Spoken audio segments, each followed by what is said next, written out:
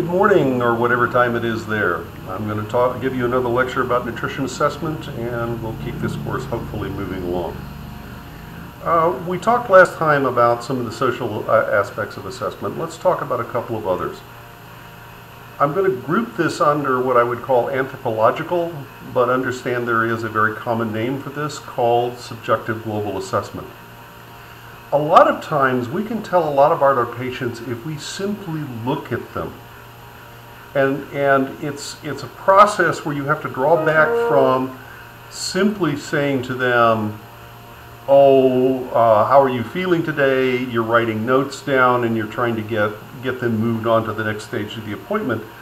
Or you're meeting them with them in a different context. You're meeting them with them at a healthcare, you're meeting them at a congregate feeding site or whatever. It's a matter of looking at them as a whole person. Things we look at with subjective global assessment. How do they walk?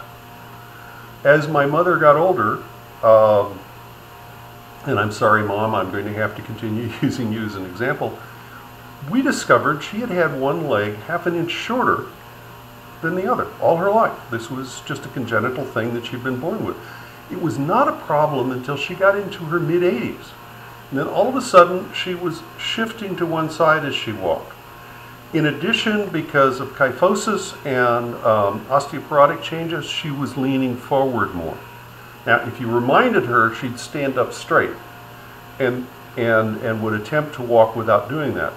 But simply seeing her walk and actually looking at her, rather than trying to think about, oh, this is a patient, and what are they here for, and is the doctor ready, or are they running late?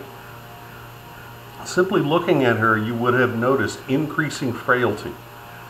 And increasing frailty is often a measure that we're going to have to look at some sort of intervention. All right, subjective global assessment starts then with just looking at the person, okay? Secondly, how do they appear? Do they appear somewhat confused? Do they appear somewhat distracted? Do they appear somewhat withdrawn? Look at their collarbones. If clothing allows that in the middle of winter, they've got so many clothes on, you can't tell anyway, but look at the collarbones. Are they protruding? Is there skin hanging on either side of them? Look at their hair. Is it look dry, lifeless, frangible? In other words, do you feel like you could go up there and pluck the, you can't on my head because there's no hair up there, but you could go up and pluck the hair and it might break off or come out? Look at their skin itself. Are there modeling on it? Now, we all know about liver spots and other changes associated with aging. But are these abnormal? Are these something different? Okay, so you're looking at the whole person. You're very often likely to see in the elderly obvious changes, but you could see them in the younger people too. Younger people who aren't taking care of themselves, or younger people who don't effectively work with themselves. Do they have wounds that look like they're not healing well? Does it look like their eyes are red and bloodshot? All of these things are a clue to the status of your patient. Subjective global assessment is assessing them as a corpus, as a person, and making a judgment about maybe we need to look further. Maybe we need to look more akin to what's going on. You expand that with asking them questions about how long this has been going on. Oh, I've had this cough for 2 or 3 days or 3 weeks. There's a big difference there, okay? And what have they been doing for eating? I just haven't felt like doing anything. Lack of affect, lack of involvement with others, lack of normal activities are all signs that there is a risk for malnutrition. Could be lots of reasons why that's going on.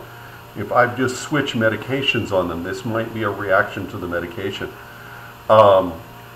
Several of the antidepressants or anti-anxiety medications are known for lowering the affect level, so a person is not as good. I remember a friend of mine who's bipolar, and one of his complaints about lithium was, as a salesman, taking lithium took that edge off that he used for closing. Now, on the other hand, it made him a lot easier to deal with, as his wife didn't want him to go off lithium. But the point being, they put him on the medication to help control the disease, and it interfered with his ability to do normal level of function, which could interfere with their diet. If there's a lack of affect, if there is a lowering of this expectation, if the medications somehow are interfering with taste, with nausea, increasing diarrhea or constipation, all of those things can play a role in how willing the person is to eat and how much they're going to eat. Very often, people who are just not well, they're in a malaise, we just have been going through hay fever season. All of these things can cause a person to contract the amount of foods they eat, contract the numbers of foods they eat. And that contraction of number of foods can lead, doesn't have to, depends on what their normal food intake is, but can lead to the risk of malnutrition. Now, understand something. If you started on Wellbutrin 2 weeks ago and it's affecting your appetite, you're not malnourished today. Most of the things that would cause you to be malnourished, iron, vitamin C, thiamine, riboflavin, niacin, those things won't hit you for several weeks. But there's a warning sign. I'm cutting back on eating. I'm cutting back on things that I used to do, or I'm changing my diet in radical ways. Can lead to problems down the road, so why not intervene now? Why wait until down the road when we've got the problem? Let's intervene now and see what we can do. Okay? So assessment of the whole person, assessment of how they're reacting to their environment, how they're reacting to their drugs. Look for symptoms of depression. Are they under stress at work? Did they just lose a puppy? I've got a very old Doberman. She's 15. That's a long time for a Doberman to live. I'm anticipating that she's going to go away, and I'm anticipating that this is going to make me very sad. Now, I've been preparing for it, and I hope that's going to help, but if your dog just simply died, is that going to affect you?